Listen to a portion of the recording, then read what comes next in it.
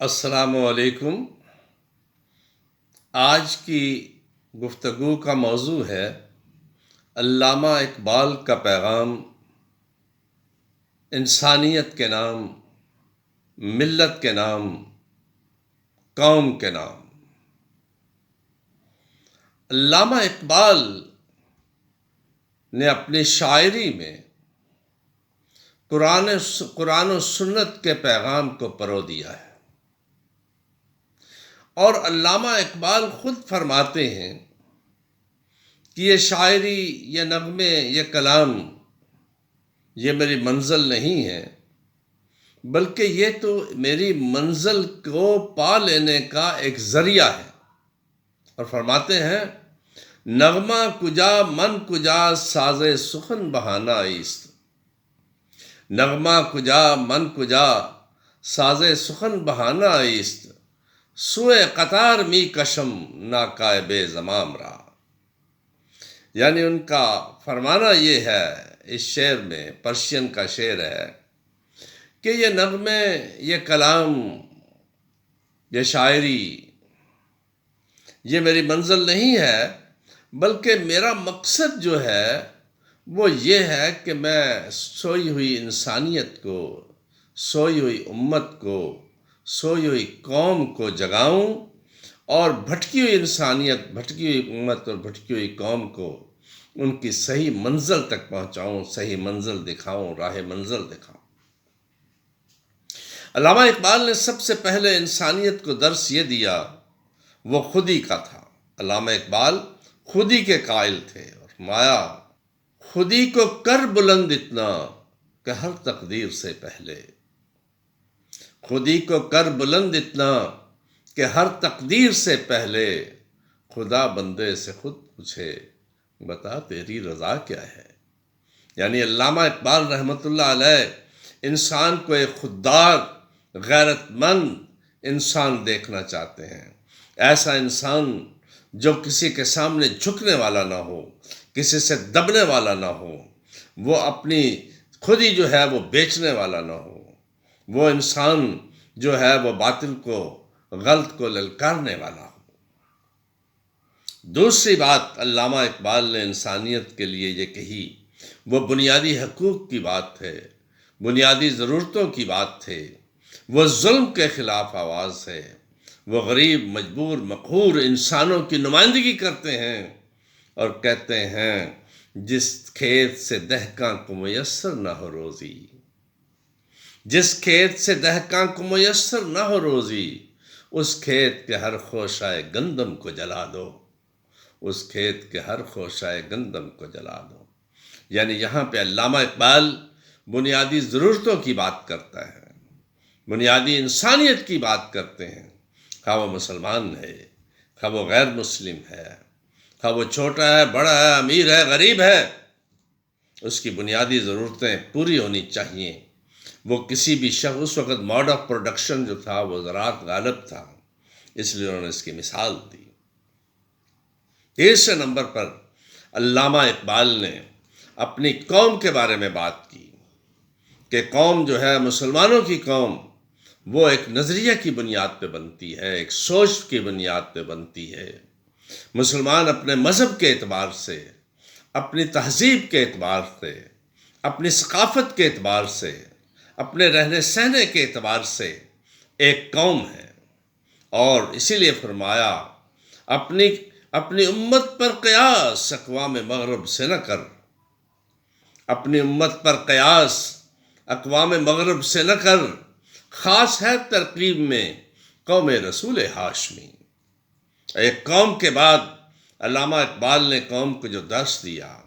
وہ یہ تھا کہ قوم کے جو ہے، اور بغیر ریاست کے قوم نہیں ہو سکتی۔ اقتدار اعلیٰ، علامہ اقبال نے اس میں کہا اطیعوا اللہ و اطیعوا الرسول صلی اللہ علیہ وآلہ وسلم،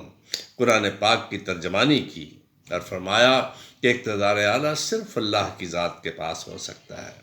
مسلمانوں کی ریاست میں اقتدار اعلیٰ صرف اللہ کی ذات کے پاس ہو سکتا ہے، کیونکہ لا از اے کمانڈ آف ساورن، اور سارے قوانین کا بنیادی سورس وہی ہوگا، تو تب اس میں ہوتا ہے اس بات کا درس علامہ اقبال نے پوری انسانیت کو دیا، پوری امت کو دیا۔ نہ صرف یہ ان کا پیغام پاک و ہند کے مسلمانوں تک محدود نہیں تھا، بلکہ یہ پیغام پوری امت مسلمہ کے لیے تھا، پوری انسانیت کے لیے تھا۔ علامہ اقبال نے اس کے بعد قوم کو جو درس دیا، انسانیت کو درس دیا، وہ تھا اجتہاد، کہ موڈ آف پروڈکشن بدل گئے،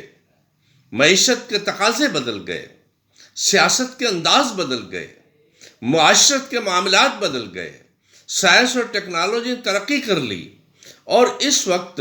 اس بات کی ضرورت ہے کہ اجتہاد کیا جائے۔ اجتہاد کی جانتے ہیں، آپ سب لوگ جانتے ہیں، اس کی وضاحت میں نہیں جاؤں گا اس وقت، کہ امت اجتہاد کرے اور وہ کسی اور ایک قوم تک محدود نہ ہو،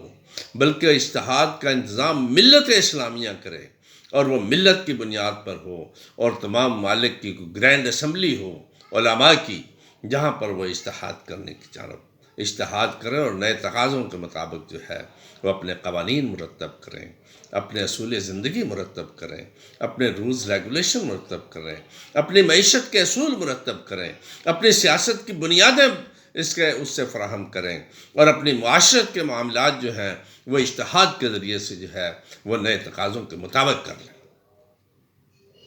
یہ پوری امت کے لیے ان کا پیغام تھا۔ پھر امت کے لیے ایک اور پیغام، اہم پیغام، جو آج بھی اسی طرح یہ سارے پیغام آج بھی اسی طرح تر و تازہ ہیں، اور وہ یہ تھا کہ امت کا اتحاد، اور وہ امت کا اتحاد چاہتے تھے۔ اور امت کا اتحاد کس کے لیے؟ کسی کے خلاف نہیں، بلکہ امت کا اتحاد چاہتے تھے علمی ترقی کے لیے، امت کا اتحاد چاہتے تھے اتحاد کے لیے، امت کا اتحاد چاہتے تھے بنیادی حقوق کے تحفظ کے لیے، امت کا اتحاد چاہتے تھے مسلمانوں کو، غلاموں کو، بلکہ پوری انسانیت کو انسانوں کی غلامی سے آزاد کروانے کے لیے۔ اس لیے وہ اتحاد چاہتے تھے، اور آج ہم دیکھتے ہیں کہ اس اتحاد کی آج بھی اسی طرح ضرورت ہے جتنی اس وقت ضرورت تھی، کیونکہ آج کوئی ایک چھوٹا سا ملک اسرائیل جو ہے، اس نے فلسطین کے مسلمانوں کے لیے زندگی دوبر کر دی ہے، بچے قتل ہو رہے ہیں، خواتین قتل ہو رہی ہیں، ان کے لیے ہاسپٹل جو ہے، ہاسپٹل میں جانے نہیں دیا جا رہا، ظلم کی حد ہو رہی ہے، ان کے گھروں سے بے دخل کیا جا رہا ہے، ان کی نسل کشی کی جا رہی ہے، اور اس میں اس بات کی ضرورت ہے کہ مسلمان متحد ہوں اور متحد ہو کر آواز اٹھائیں۔ اور ہم یہ دیکھتے ہیں ظلم کی بنیاد پر سب سے بڑی طاقت جو امریکہ ہے، وہ اس کی پشت پہ کھڑا ہوا اسرائیل کی۔ کشمیر کے اندر ہندوستان نے مسلمانوں کو غلام بنا رکھا ہے، وہاں پہ ان کی عورتیں بچے محفوظ نہیں ہیں، ان کے اپنے ہی ملک کے اندر ان کو غلامی پہ مجبور کر دیا گیا ہے، 6 لاکھ سے زیادہ فوج وہاں پہ متعین ہے، بچے قتل ہو رہے ہیں، عورتیں قتل ہو رہی ہیں، نوجوانوں کو ان کے والدین کے سامنے شہید کر دیا جاتا ہے، لیکن لوگ خاموش ہیں۔ اور ہم دیکھتے ہیں کہ اس وقت تمام مسلم امت اگر متحد ہو کر ایک للکار دے اور ایک آواز دے، تو یہ بڑی بڑی طاقتیں، یہ اسرائیل، یہ ہندوستان، یا وہ طاقتیں جنہوں نے مسلمانوں کو ان کے آزاد ملکوں میں بھی ان کو غلام بنایا ہوا ہے، اور وہ اپنے آزاد ملکوں میں غلامی کی زندگی بسر کر رہے ہیں، تو ایک آواز اگر متحد ہو کر ہو تو پوری دنیا کی یہ طاقتیں جو ہیں خس و خاشاک کی طرح بہہ جائیں، اور مسلمان آج بھی آزاد، خود مختار، اپنے بنیادی حقوق کے مطابق امن سے زندگی گزار سکتے ہیں۔ اور یہ صرف علامہ اقبال کے اس پیغام پر، علامہ اقبال کی اس تعلیم پر، علامہ اقبال کی اس فلسفی پر عمل کرنے سے ہو سکتا ہے۔ مزید معلومات کے لیے ہمارے چینل کو سبسکرائب کیجئے، یوٹیوب چینل میں جائیے، ڈاکٹر ایاز رانا لکھیے تو آپ پہنچ جائیں گے۔ پاکستان پولیٹکس کے لیے، لوکل گورنمنٹ کے لیے، اور کانسٹیٹیوشنل ڈیولپمنٹ ان پاکستان کے لیے